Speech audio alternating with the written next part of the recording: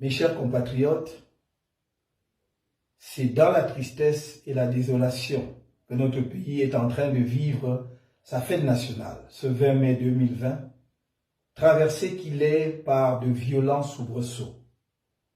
Le gouvernement en place continue d'imposer aux braves populations du nord-ouest et du sud-ouest cette guerre civile violente, barbare et inutile, qu'il a lui-même déclenchée à la suite des mouvements protestataires de novembre 2016, et dont le tribut est lourd et déplorable à plusieurs égards. Les témoignages des dégâts sont accablants. La multiplication des massacres des populations civiles innocentes, dont l'un des plus récents et emblématiques est celui perpétré en Gabou, le 14 février dernier, par l'armée, le cortège des victimes civiles et militaires de cette guerre, le drame de milliers de nos compatriotes réfugiés au Nigeria et la détresse de centaines de milliers de déplacés internes, l'incendie des habitations, la destruction des infrastructures et le désastre socio-économique qu'engendre cette guerre. Et tout ceci se passe sous le regard indifférent d'un pouvoir arrogant et méprisant.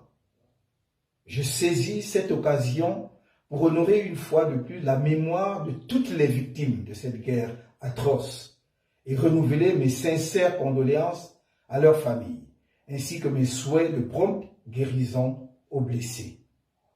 Il est plus que temps que des solutions pérennes soient apportées à cette situation insoutenable. Mes chers compatriotes, la fête nationale se veut un moment de communion et de célébration. Le peuple camerounais a assisté médusé à la cacophonie gouvernementale qui a entouré la décision d'annuler les cérémonies liées au 20 mai de cette année. Alors qu'un communiqué du ministre de la Défense annonçait l'organisation et le thème des festivités, le secrétaire général de la présidence de la République signait le lendemain un autre communiqué portant annulation de la dite célébration pour nécessiter de respecter les mesures de distanciation sociale dans le cadre de la lutte contre le Covid-19. Et comme à l'accoutumée, chacun des deux communiqués était élaboré, nous a-t-on dit, sur prescription ou sur très hautes instructions du président de la République en fonction, M. Paul Biya. La fête nationale est aussi une occasion d'introspection individuelle et collective sur le sens de notre vivre ensemble et de l'unité nationale, au-delà des slogans officiels qui, face aux réalités quotidiennes, sonnent de plus en plus creux.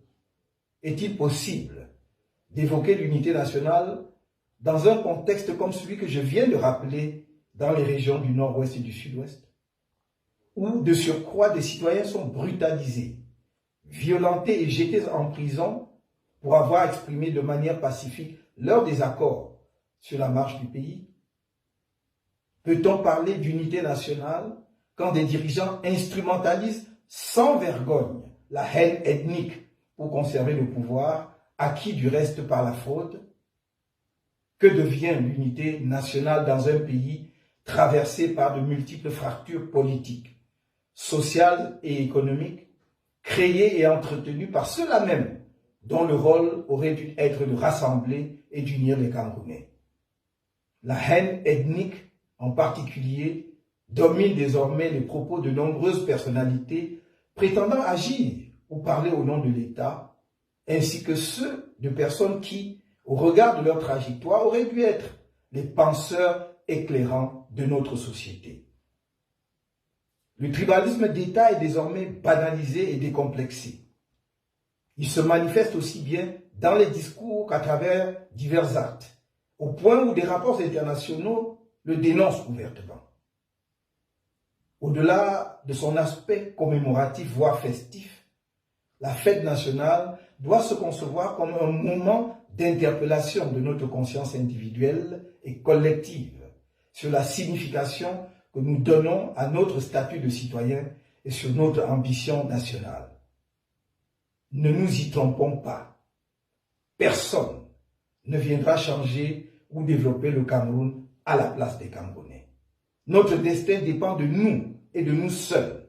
Aucune puissance amie, si généreuse soit-elle, ne peut aimer notre pays plus que nous-mêmes.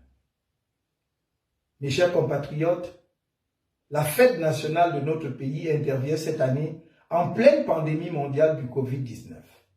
Le Cameroun est classé à ce jour parmi les pays africains les plus affectés par ce virus, avec, au 17 mai 2020, comme chiffres officiels, controversés du reste, un total de 3105 cas positifs, 1567 guérisons et 140 décès, sans compter ceux de nos compatriotes qui ont trouvé la mort à l'étranger. Je m'incline devant la mémoire de toutes ces personnes, arrachées brutalement à l'affection de leurs proches et de la nation, et enterrées souvent dans des conditions insoutenables, s'agissant en plus de personnes issues de communautés qui ont pour pratique d'honorer leurs morts. Je souhaite un très prompt rétablissement à tous les malades et porteurs asymptomatiques de ce virus meurtrier. À nos personnels de santé, au corps médical et paramédical, je rends un vibrant hommage pour leur dévouement, leur courage et le sacrifice consenti au quotidien afin d'apporter soins, secours et assistance aux malades, parfois au péril de leur vie. Vous êtes de braves soldats envoyés au front avec peu de moyens. Je salue aussi tous ceux qui, de près ou de loin, Camerounais de tous bords, associations, leaders d'opinion, religieux et partenaires extérieurs, se mobilisent pour aider notre pays à faire face à cette terrible pandémie. Constatant que les pouvoirs publics n'étaient pas assez proactifs dans la lutte contre la propagation du Covid-19, malgré mes diverses propositions et mises en garde antérieures, j'ai lancé, en ma qualité de citoyen camerounais, une initiative baptisée Survie Cameroun Survival Initiative, en abrégé SCSI. Cette initiative populaire, non partisane n'est pas, n'en déplaise au gouvernement, une association, même si elle n'exclut pas de le devenir dans le futur. Son but est uniquement humanitaire, à savoir porter un secours urgent, complémentaire au peuple camerounais en danger face à la menace grave du Covid-19. Son comité de gestion est dirigé par M. Christian Penda Ekoka, dont la probité est connue de tous. Je remercie à nouveau les personnalités camerounaises et étrangères qui ont accepté de bonne grâce d'apporter leur précieux parrainage à cette initiative salutaire. SCSI ne cherche pas une confrontation avec les pouvoirs publics. Elle n'entend pas supplanter l'action du gouvernement dans la lutte contre le Covid-19. Comment le pourrait-elle? Elle veut seulement apporter sa contribution citoyenne à une guerre sanitaire qui interpelle toute la nation et qui devrait être une occasion de mobilisation nationale et d'unité des Camerounais sans exclusive. Elle se poursuivra donc sans coup férir. SCSI a réussi la mobilisation exceptionnelle des Camerounais de tous les bords, de tous les horizons, de l'intérieur comme de la diaspora, qui ont librement accepté de venir en aide à d'autres Camerounais en péril. Je tiens ici à les remercier et à les féliciter chaleureusement, tous, nombreux compatriotes, dont la générosité a permis de donner corps à cette démarche de salut public. Je félicite également toute l'équipe SCSI, à commencer par le président du comité de gestion, qui ne ménage aucun effort pour assurer au quotidien l'exécution de ce projet. Contre toute attente, SCSI subit des assauts barbares et répétés du régime en place, pour des raisons qu'il donnera un jour au peuple camerounais, je l'espère bien. Les actions de SCSI sont en effet criminalisées par le pouvoir qui empêche les populations de recevoir gratuitement des masques barrières et des solutions hydroalcooliques que ce pouvoir ne parvient pourtant pas à leur offrir.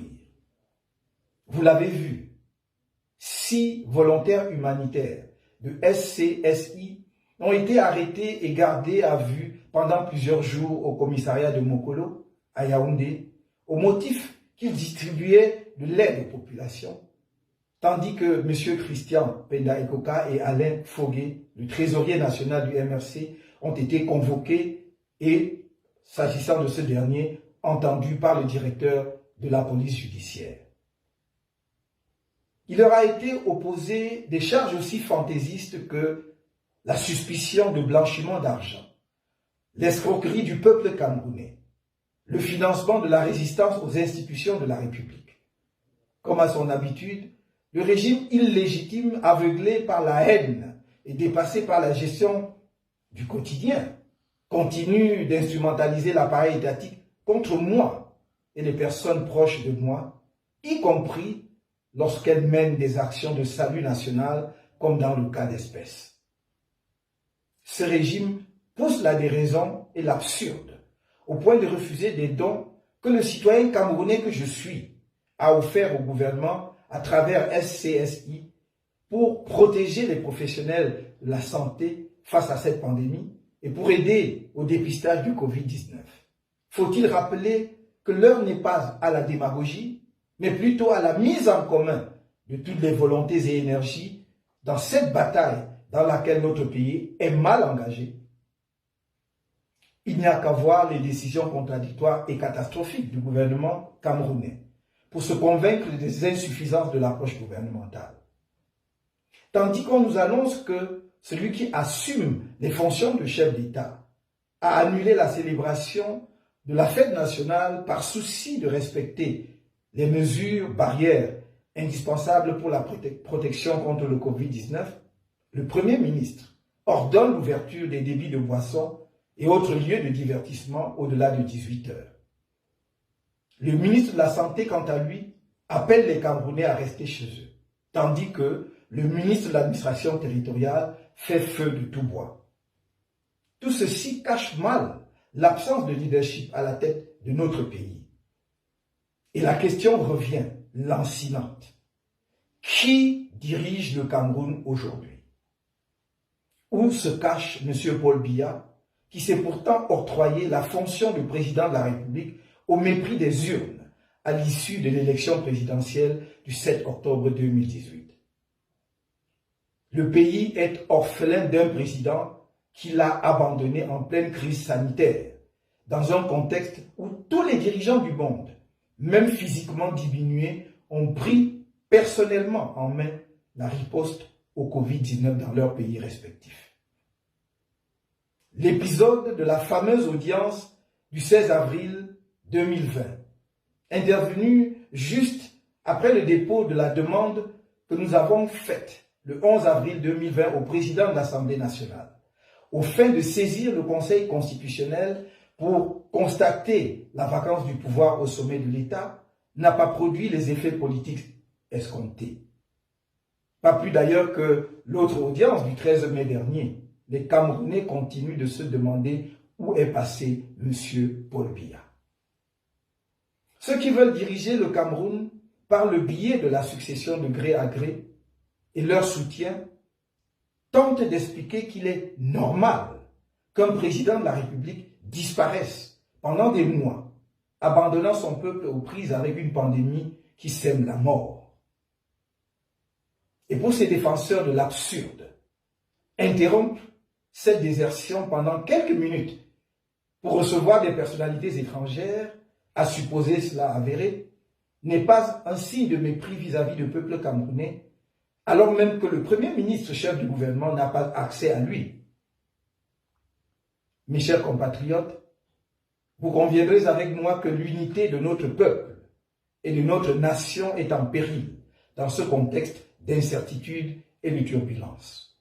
Même le gouvernement ne donne pas à voir une cohésion, ne serait-ce que de façade, tellement il est traversé de part en part de clivages que crée entre ses membres la guerre de succession à la tête de l'État. La guerre contre Boko Haram figure au rang de nos préoccupations majeures, avec la recrudescence des attaques sur notre sol après la période d'accalmie observée, notamment grâce à l'appui de la communauté internationale, que je tiens à remercier une fois de plus. Je renouvelle l'expression de ma sympathie émue aux familles des victimes de cette autre guerre et mes vœux prompts de rétablissement aux blessés ainsi qu'un retour à une vie normale des populations des zones concernées. La guerre civile dans le Nozo et la crise post-électorale persistent alors que des solutions pérennes existent. Le MRC n'a cessé de faire des propositions constructives. Malgré l'indifférence du gouvernement, notre parti persiste dans cette voie. Dans cet esprit, je propose un cadre de résolution de la crise dans le Nozo et de la crise post-électorale comprenant un comité de haut niveau appuyé par un sous-comité. Le comité de haut niveau est un comité politique chargé de la médiation et dirigé par un président ou un ancien président africain assisté par le groupe des sages de l'Union africaine. Le comité devrait, après consultation du gouvernement camerounais et tous les principaux protagonistes, y compris ceux en détention, œuvrer pour la mise en place de mécanismes visant à arrêter immédiatement la violence et sa résurgence. Ces mécanismes devraient bénéficier du soutien de la communauté internationale, tant au plan politique qu'au plan technique et financier. D'ores et déjà, je lance un appel pour un cessez-le-feu, même provisoire, à convenir sans délai entre les protagonistes du conflit armé avec l'assistance de l'ONU et de l'Union africaine. Il s'agit d'un acte qui grandira toutes les parties belligérantes, d'un acte vital, car il permettra d'alléger les souffrances de nos pauvres populations, de créer les conditions de la mise en place du cadre des discussions et, dans le contexte actuel de Covid-19, de porter une assistance adéquate aux populations des deux régions où la pandémie est désormais en recrudescence. En même temps que le cessez-le-feu s'impose, la libération de tous les prisonniers incarcérés dans le cadre de la crise anglophone, dont M. Sissikou, Ayoub, Tabé et ses partisans, et dans le cadre de la crise post-électorale, les 15 prisonniers d'opinion militants du MRC, dont le premier vice-président de notre parti, M. Mamadou Yakuba Mota.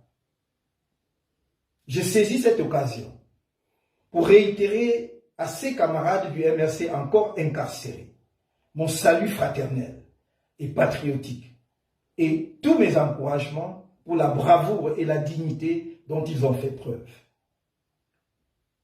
Nous continuons de mettre en œuvre tous les moyens possibles pour leur libération.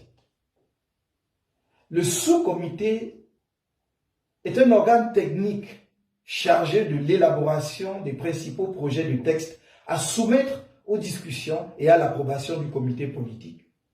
Donc, un projet de modification de la Constitution ou d'une nouvelle Constitution et un projet de modification du Code électoral. Ce sous-comité de soutien technique pourrait être composé de représentants des partis politiques présents dans le champ politique au cours des 5 dernières années au moins et qui ont réalisé les meilleures performances électorales au cours de cette période, des LECAM, des ONG ayant une expérience avérée dans la résolution des conflits, la défense des droits de l'homme et le renforcement des capacités démocratiques. Plus largement, et dans le cadre de la lutte contre le Covid-19, il est tout aussi urgent de libérer un plus grand nombre de détenus de nos prisons, la présence de ce virus dans les pénitenciers du pays étant désormais avérée. Mes chers compatriotes, dans ce contexte où tout semble pousser à la résignation et au repli communautaire, j'invite chacun de vous à prendre appui sur le sacrifice de nos héros nationalistes et l'exceptionnelle volonté de vivre ensemble qui a permis l'aboutissement de la réunification en 1961 pour garder espoir et œuvrer sans relâche pour un Cameroun fier, respectueux de son héritage historique doté d'une conscience nationale élevée et du sens aigu de l'intérêt national. La résistance nationale doit rester plus forte que jamais en cette période délicate où le régime en place croit pouvoir tirer avantage de la pandémie de Covid-19 pour distraire le peuple camerounais de sa lutte courageuse pour le changement et continuer d'arrêter, de torturer et d'emprisonner les militants et sympathisants du MRC, loin de l'attention des Camerounais et de la communauté internationale. Nous n'accepterons pas, et vous non plus, je le sais, la succession de gré à gré dans notre pays, ni de nouvelles élections populaires sans une réforme consensuelle du système électoral. Seul le peuple camerounais devra choisir ses dirigeants légitimes dans la liberté et la transparence démocratique. Vous avez montré à diverses occasions, tant à l'intérieur du pays que dans la diaspora, que j'ai de bonnes raisons d'être fier de vous et de compter sur vous pour qu'ensemble, nous prenions notre destin en main. Ne l'oubliez jamais. Je vous aime du plus profond de mon cœur. Bonne fête à tous et à toutes.